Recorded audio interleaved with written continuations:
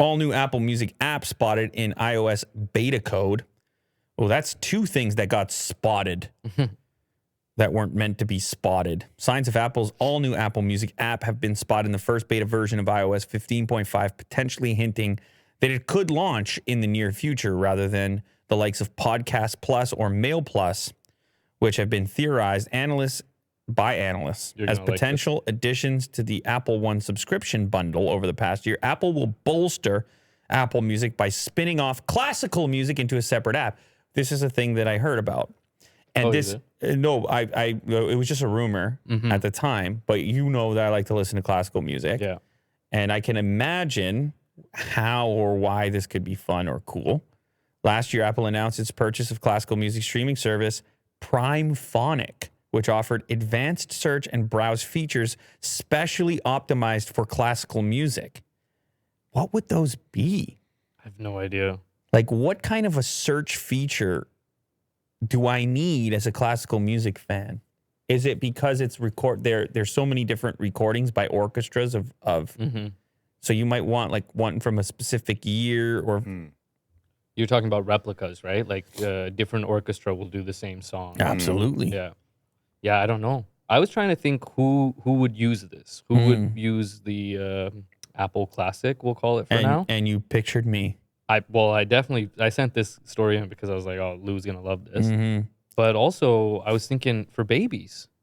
The babies love it. If you just want to play like a playlist and you don't want to worry about like Cardi B showing up out of nowhere or like, you know, the algorithm playing a different song and it's just going to be... Shots fired? Well, no, not shots fired, but you know just what I mean. Just a different genre. Yeah. If you want to stay in the same genre. Yeah. So you can just have your own separate folder for it. And in this case, it's called Apple Classic, and it would be a separate app. I'm just worried about what Cardi B's gonna do. Yeah, I don't know. Cardi B's like, hey, Cardi B's like, hey, I'm for babies too. Yeah. Mo's like, whoa, maybe not my baby. No, of course I hear you, man. Yeah. Sometimes some stuff pops up. You're like, this is not the mood. Yeah. And all these different streaming services, Spotify, YouTube Music, they all aim to like try to hit you with the right flow of things. But why do you think that these streams, like say for example, Chilled Cow or even whatever, pick your variety or your genre, why do you think they have enormous view counts? Because a human is really good at curating how a thing should flow together and making sure it remains in the same mood and that it's not going to be abrupt and you kind of can know what to expect.